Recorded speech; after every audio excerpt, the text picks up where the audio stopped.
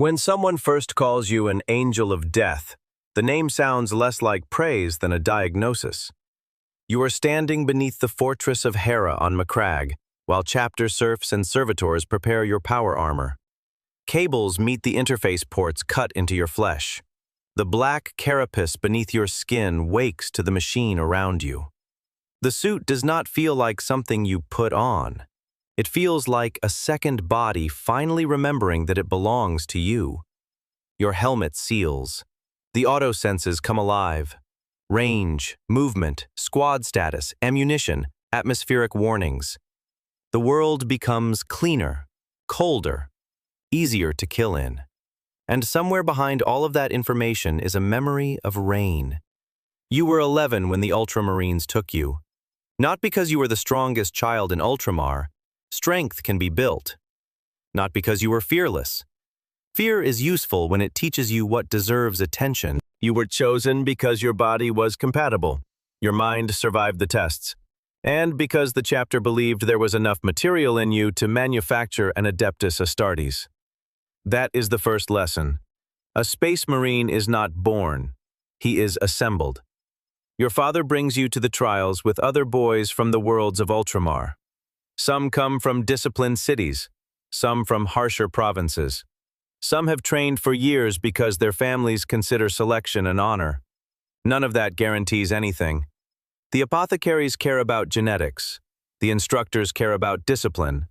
The chaplains care about what remains inside your head when exhaustion strips away manners, pride, and excuses. You run until children collapse. You climb until fingers split. You fight boys you ate beside the night before.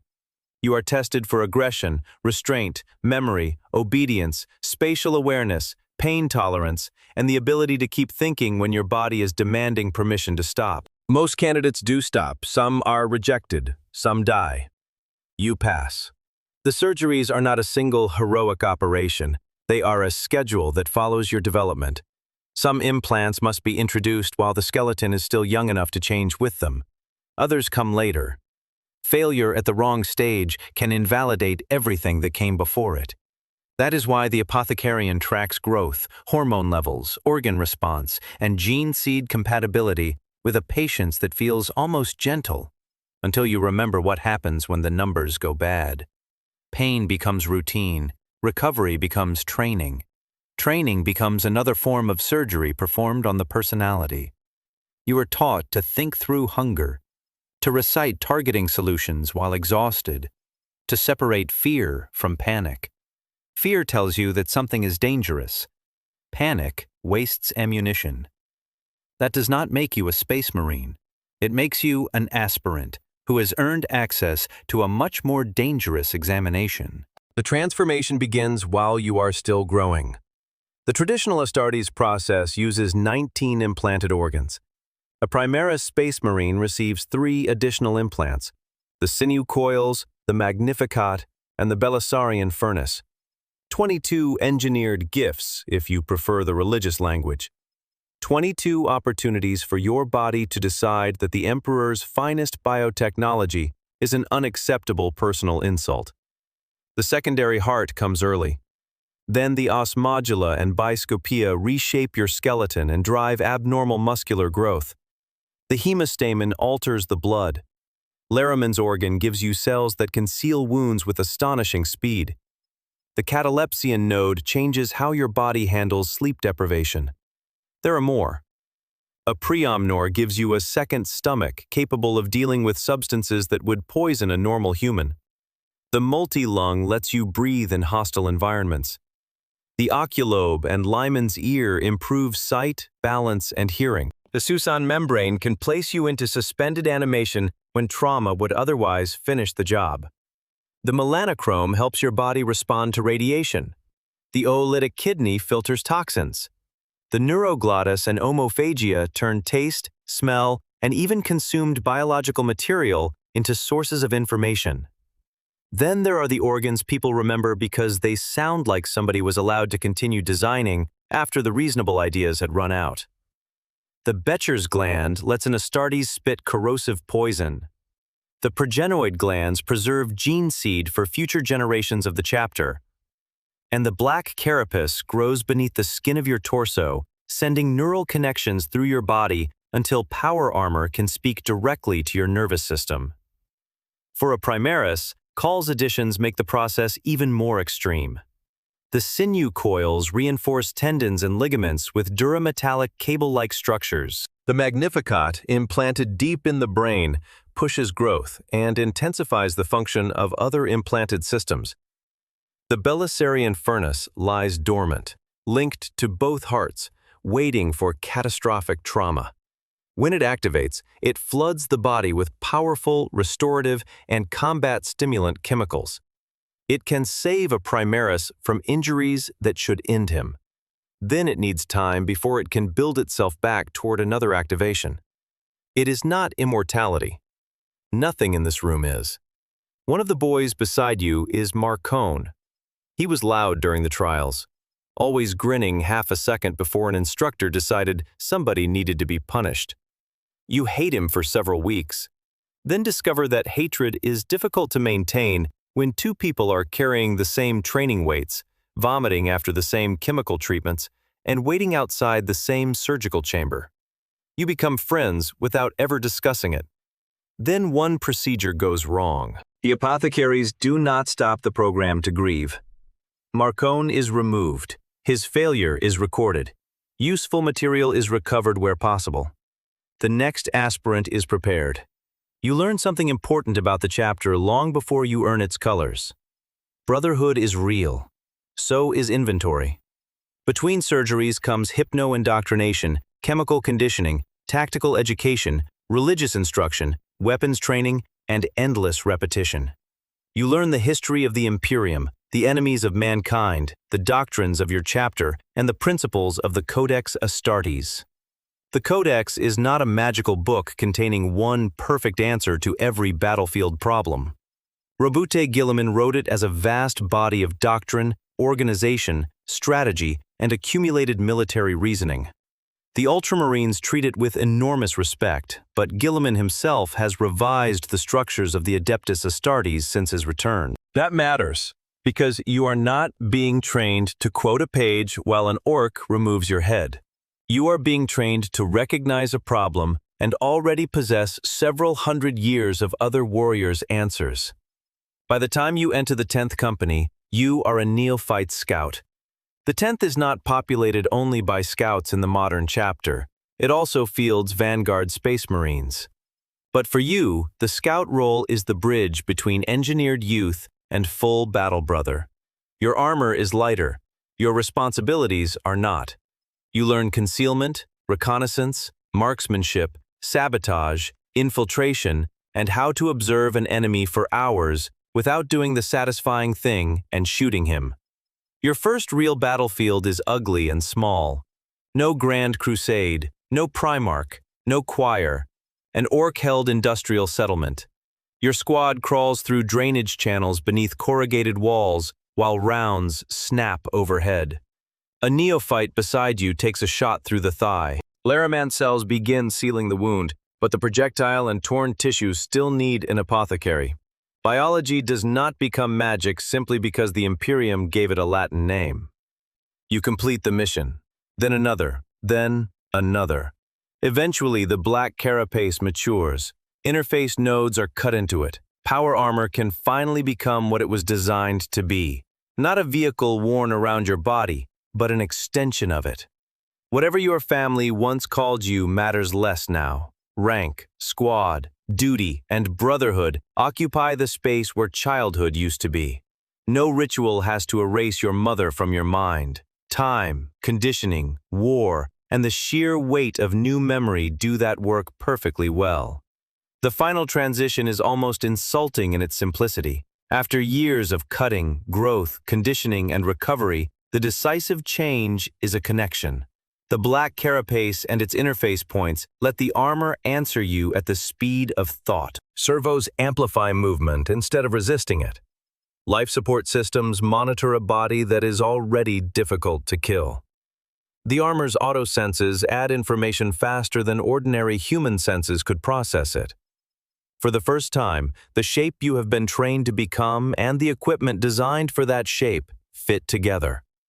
You become a full battle brother. For a codex-compliant chapter, such as the Ultramarines, that normally means further development through the reserve companies. The 9th teaches fire support. The 8th teaches close support and rapid assault. The 6th and 7th provide further reserve experience and broad battlefield mastery. Only after proving yourself across those disciplines are you ready for one of the battle companies, the 2nd through the 5th. So you learn distance first. In the 9th, you discover that killing at range is still killing. Heavy weapons, disciplined firing lanes, target priority. You learn that an enemy tank is not impressive when 3 squads have already agreed which component will stop existing first. In the 8th, distance disappears. Jump packs, fast assaults, close support. You learn the violence of momentum and how quickly a perfect tactical plan becomes a room full of smoke, broken armor, and decisions made in less than a heartbeat. The 6th and 7th teach flexibility. Vehicles, battle line duties, reinforcement. The unglamorous truth that a chapter survives because somebody can fill the role the war actually needs rather than the role he imagined while standing in a training hall. There is no guaranteed timetable for this career. Astartes are not promoted because a calendar says they have completed enough years. Some brothers remain in one role for long periods because they are needed there. Others move as losses, campaigns, and aptitude demand. The neat progression exists as doctrine, not as a promise that every warrior's service record will look identical. That is another habit the Codex teaches properly understood. Structure is useful because war is chaotic, not because war agrees to follow the structure. Then comes a battle company. This is where decades begin to lose their edges. You fight orcs again, Tyranids, heretic Astartes, cultists, mutants, traitors who know exactly what an imperial prayer sounds like because they once spoke the same words. You board a space hulk and discover a gene stealer infestation nested inside decks that have been dead for centuries. Your squad moves through corridors too narrow for comfort. Claw marks score bulkheads. Auspex returns multiply. The Patriarch does not announce itself. It simply arrives faster than something that large should be able to move. Castor dies there. Not dramatically. One moment his squad icon is active, the next you see what is left of him against a wall. You kill the creature later. It does not make the arithmetic feel better. Years become a century, then more. You rise to sergeant because you survive, and because survival, by itself, is not enough. A sergeant must make other Space Marines more effective. He must understand when to obey a plan, when to adapt it, and when to spend lives that cannot be replaced quickly. You learn to say, "Advance," when the brother beside you is wounded. You learn to say, "Hold," when every instinct says retreat. You learn to send younger warriors through doors you know may not open again. This is command in the Adeptus Astartes. The armor becomes more decorated while the decisions become less beautiful. Eventually, after long service and proven excellence, you are admitted to the first company, the Veteran Company. This does not mean every battle now involves Terminator armor. Tactical Dreadnought armor is rare, revered, and reserved for veterans trained and trusted to use it when the mission demands. When you are finally sealed into a suit, you understand why ordinary power armor once seemed enormous. Terminator armor is a walking bunker built around a transhuman warrior. It lets veterans endure environments and firepower that would tear lesser troops apart. It also turns every corridor into a negotiation with architecture. You deploy in it against traitors during a campaign that barely survives in your memory as a sequence of target coordinates and dead brothers. Leont is with you by then. You remember him as a younger battle brother, asking too many questions during briefings. Now he has scars older than some human dynasties. That is what passes for continuity. Between campaigns, you return to Macragge. The fortress of Hera still stands. The chapter has changed. The galaxy has changed. Rabute Gilliman has returned to an Imperium split by the Great Rift, and his sons fight wars across a realm their Primarch once tried to make rational. You visit places you knew as a child. The buildings are smaller, or perhaps you are simply much larger. You find a training field in the rain and remember a hand on the back of your head. You cannot reconstruct the face attached to it. Then the next war arrives. It always does. The enemy this time is chaos. Not a minor cult, not frightened mortals painting symbols beneath a hab block. A force of heretic Astartes led by a sorcerer, and behind him, something that was once mortal enough to have a name. A Daemon Prince. Your squad is sent where the line has already broken. Bolter fire becomes background noise. The air tastes of metal and ozone. Reality is wrong around the creature. Distances stretch. Voices arrive from directions with no mouths. You have fought psychers before. This is different. The Daemon Prince reaches you. Terminator plate survives the first impact, not the second. Warning systems fill your vision. One arm stops answering. Internal bleeding overwhelms even Astartes' physiology. The Belisarian furnace activates, forcing your failing body back into motion with a chemical violence almost as brutal as the wound itself. For a few more minutes you are functional. A few minutes is enough to kill many things. It is not enough to repair you. The apothecaries recover what remains. You wake without opening your eyes. At first there is only machine noise. Then sensation arrives in impossible places. You feel pressure through feet you no longer have. Weapons answer thoughts that used to move fingers. Your heartbeat is no longer the loudest rhythm around you. Reactors are. The chapter has interred you within a Redemptor Dreadnought. A Dreadnought is not a robot carrying the personality of a dead Marine. You are still alive inside the sarcophagus, catastrophically wounded but preserved, neurally linked to the war machine around you. The sarcophagus is the real Dreadnought. The armored walker around it is the body the sarcophagus controls. Within that protected core are the remains of a warrior who would otherwise be dead, sustained by life support systems and connected through neural interfaces to weapons, sensors, and motive systems.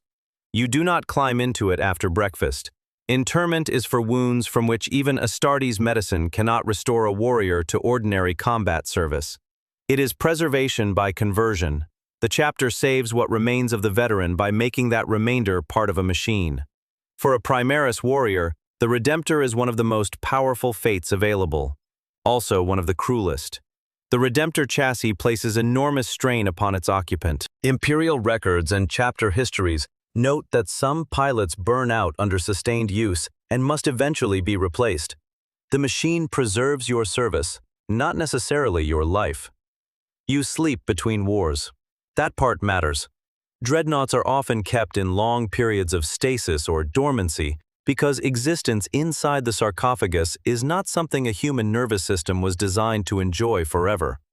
Tech Marines and attendants wake you when the chapter needs your strength, your memory, or both. Your first awakening is confusion. Your second is anger. By the 10th, the voices outside the sarcophagus sound younger every time. You remember Castor, Marcon, Leont. You ask about names and receive dates. Eventually you stop asking. Then comes one last awakening beneath the fortress of Hera. Macragge is under attack. Alarms vibrate through stone older than most imperial governments. Chapter serfs run beneath your feet. Ultramarines form firing lines around gates you once crossed as a child. You are ordered forward. The doors open. Rain strikes your armor. For 1 second, beneath targeting data and reactor warnings, you remember the training field. A small boy, gray clothes, a hand resting against the back of his head. You still cannot remember the face, but now you understand that the memory survived because it was never useful. The chapter preserved everything useful. How to fire a bolter, how to clear a corridor, how to identify the spoor of a gene stealer, how to recognize the corruption of chaos, how to command a squad, how to keep fighting after one heart fails, how to keep serving after almost everything else is gone. the useless memory survived by accident. You raise the Redemptor's weapon. The enemy fills the gate. Your targeting systems find the center of the mass. For a moment, you are 11 again. Then you fire. That is the life of an Ultramarines Space Marine. Not immortal, not invincible, simply engineered so that the Imperium can keep finding new definitions of still useful.